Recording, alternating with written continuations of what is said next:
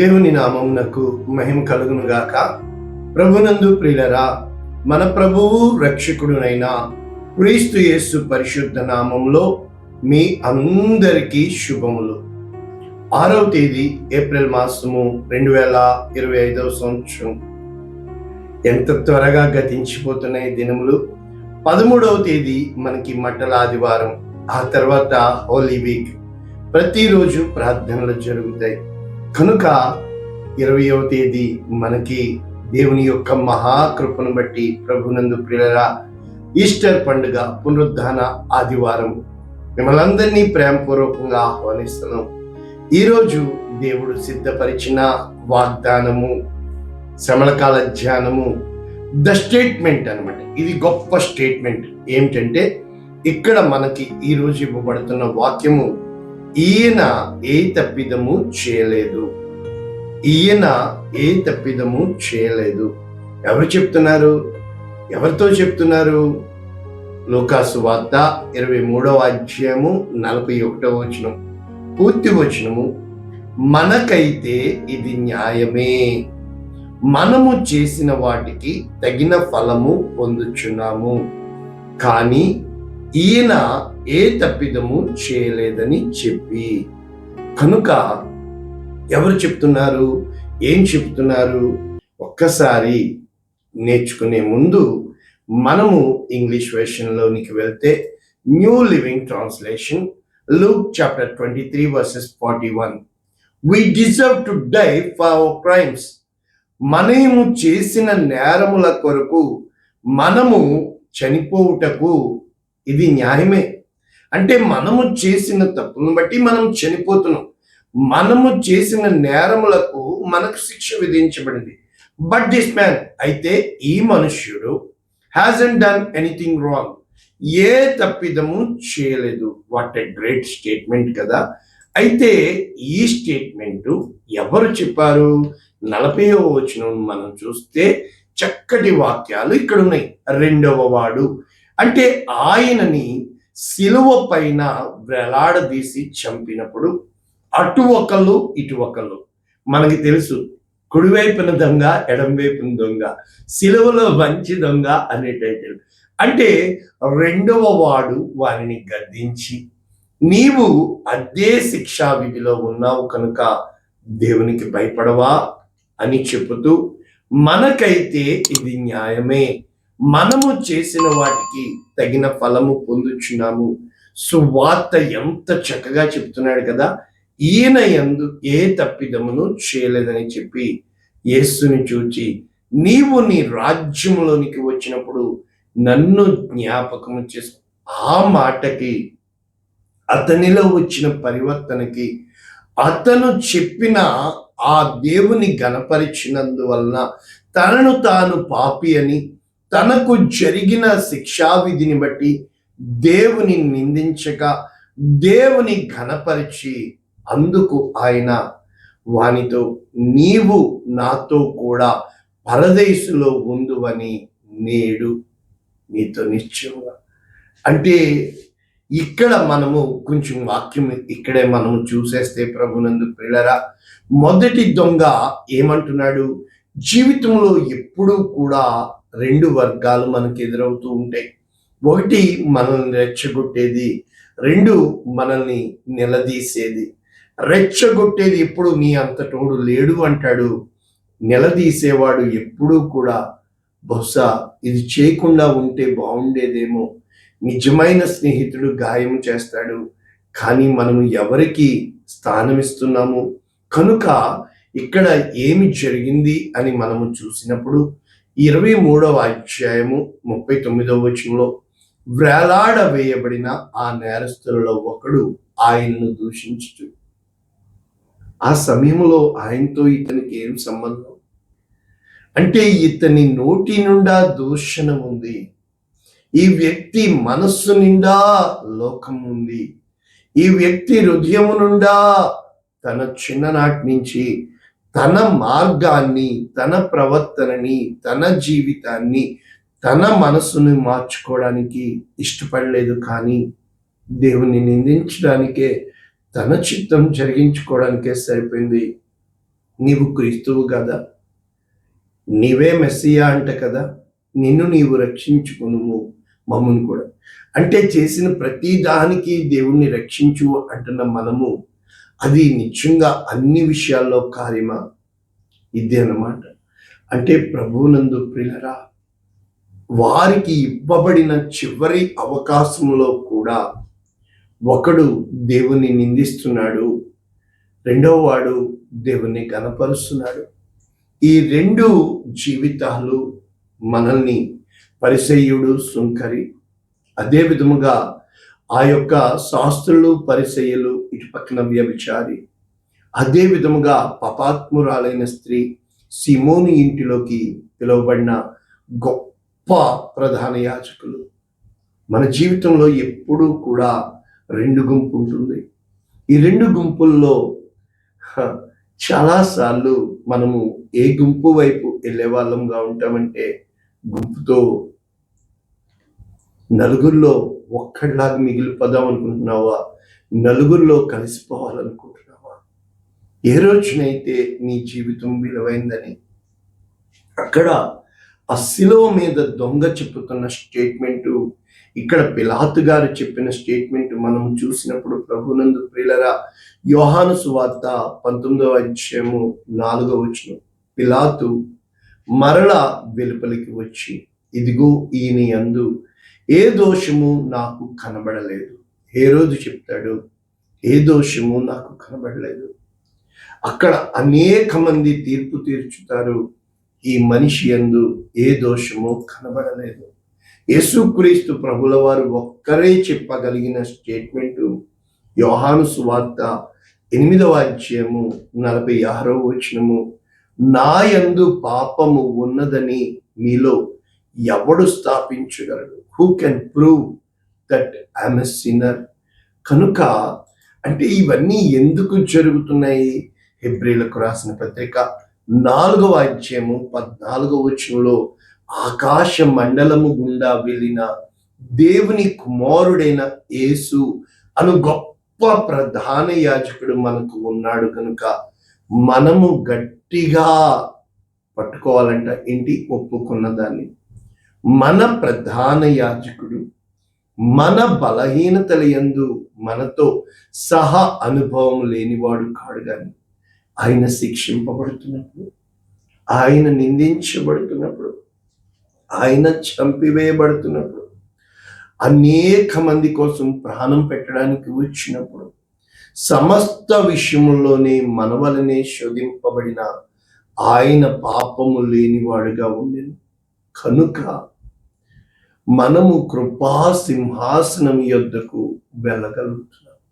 అంటే నేను ఏం చెప్పడానికి ప్రయత్నిస్తున్నాను మీకు, ఇక్కడ మనము ఒక్కసారి వాక్యపు లోతుల్లోనికి వెళ్తే, మత్తయి సువార్త 27వ అధ్యాయం 3వ వచనం, ఆయనను అప్పగించిన ఇస్కరియోతు యూద పశ్చాత్తాపపడి ఆయనకు ఎంత కఠినముగా, ఎంత ఘోరముగా శిక్ష విధించబడుతున్నప్పుడు అతను గుండెల బాదుకుని, ఒక నీతిమంతుని నేను అప్పగించానే, నీతిమంతుని రక్తమునకు నేను కారణమే అని చెప్పి ఆ 30 వెండి నాణెములు ప్రధాన యాజకుల యొద్దకు, పెద్దల యొద్దకు తెచ్చి, నేను నిరపరాధ రక్తమును అప్పగించి పాపము చేసింది.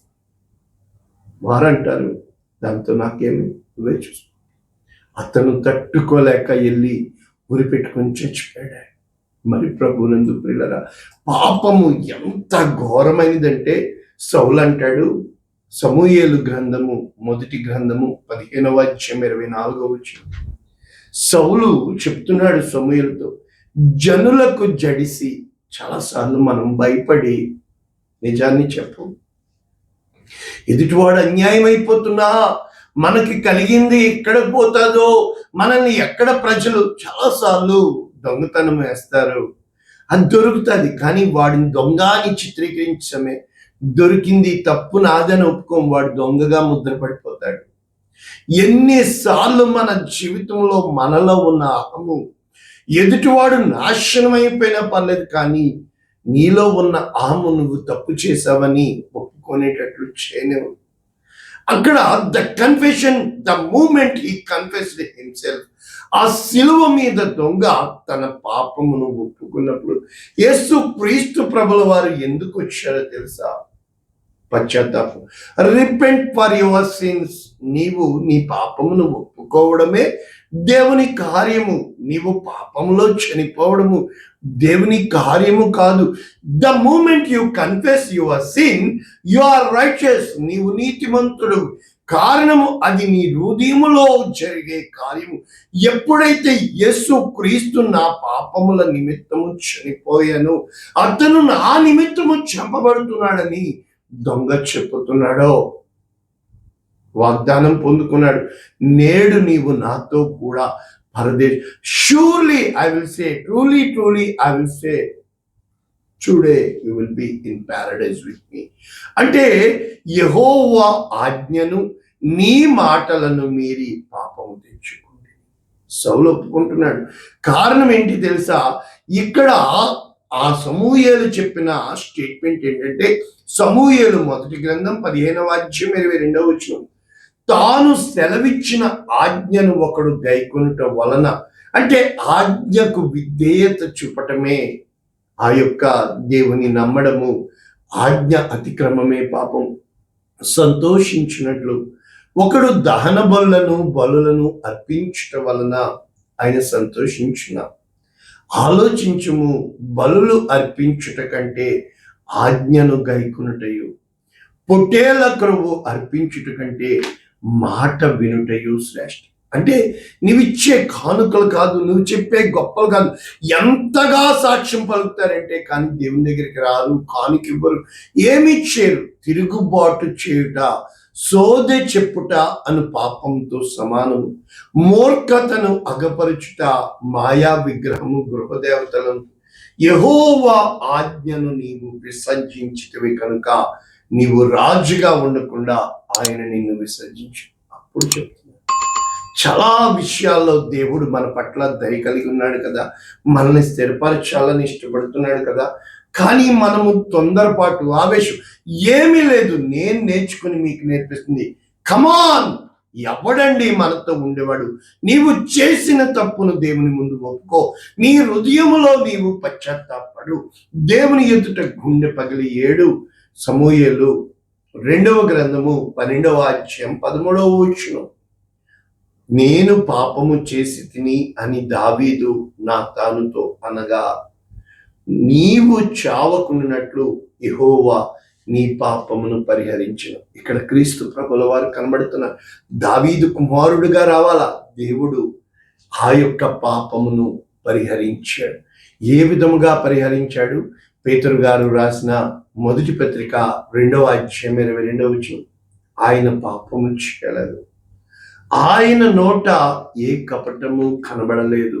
ఇంకా చెప్పుతున్నాడు, ఆయన దూషింపబడి బదులు దూషింపలేదు, శ్రమ పెట్టబడి బెదిరింపక న్యాయముగా తీర్పు తీర్చు దేవునికి తను తాను. దేవుడు న్యాయాధిపతి, గుర్తుపెట్టుకోండి. అన్ని తల్ల కిందులుగా జరుగుతాయి. కాదు కాదు కాదు కాదు. కీడులాగే జరుగుతుంది. కాదు కాదు కాదు. అంతా చీకటే కనబడుతుంది. కాదు కాదు కాదు. నువ్వు స్తుతించాల. ప్రభువా, ఏది జరగకూడదని అనుకుంటావో అది జరుగు తీరుతుంది. కానీ నువ్వు స్తుతించాలా. నీవు నమ్మిన దాన్ని నువ్వు విడిచిపెట్టకూడదు. ఎంత మాత్రము కూడా నీవు నెవర్ టర్నింగ్ బ్యాక్, నువ్వు వెనుకకు తిరగకూడదు. అక్కడ the moment God given opportunity, chance, కడ వరకు దేవుడు నిన్ను రక్షించడానికే ఇష్టపడుతున్నాడు తప్ప శిక్షించడానికి ఇష్టపడటం లేదు. దేవుడు నీ పట్ల శ్రద్ధ కలిగి ఉన్నాడు తప్ప దేవుడు నిన్ను నశించిన దానిని వెతికి రక్షించుటకు మనుష్య కుమారుడు నీ కోసం వచ్చాడు. ఆయన వచ్చిందే నీ కొరకు ప్రాణం పెట్టడానికి. ఆయన అక్కడ ఉన్నప్పుడు ఆయనలో ఉన్న ప్రభావము ఇతనికి తాకింది. నేను పాపిని అని ఒప్పుకున్నాడు. ఆయనలో అంత ప్రభావం ఉంది. కానీ ఆ ప్రభావము 12 ఏండ్ల రక్తస్రావ రోగము కలిగిన స్త్రీ, యేసు ప్రభు చుట్టూ వేల మంది జనమున్నారు. కానీ ఆ ఒక్క ఆమెలోకి ఆ ప్రభావం వెళ్ళింది. ఈ రోజున నీవెక్కడున్నావో ఈ మాటకి వారు గ్రీకులో రాయబడిన పదము ఏమిటి అని చూసినప్పుడు ప్రభును అటోపోస్ అంటే అర్థం ఏంటంటే ద రాంగ్ ప్లేస్. ఆ యొక్క హెబ్రూ వర్డ్ వాళ్ళు ఏమి రాశారు అటోపోస్ కి అంటే అవెల్ అంటే ఇంజస్టిస్ ఆర్ రాంగ్, అన్యాయము, దూషణ. అంటే ఇక్కడ గ్రీక్ లో వాళ్ళు ఏం రాశారు అంటే నాట్ ఆర్ వితౌట్, అంటే ఏ కారణము లేకుండా నిష్కారణముగా. ఇంకా చెప్పాలి అంటే వాళ్ళు రాయబడిన ఆ యొక్క భావము ఏమి రాయడానికి ఇష్టపడ్డారంటే ఒక వ్యక్తిని రాంగ్ ప్లేస్ లో పెట్టడం, గదేకో గోడేపై, గోడేకో గదేపై.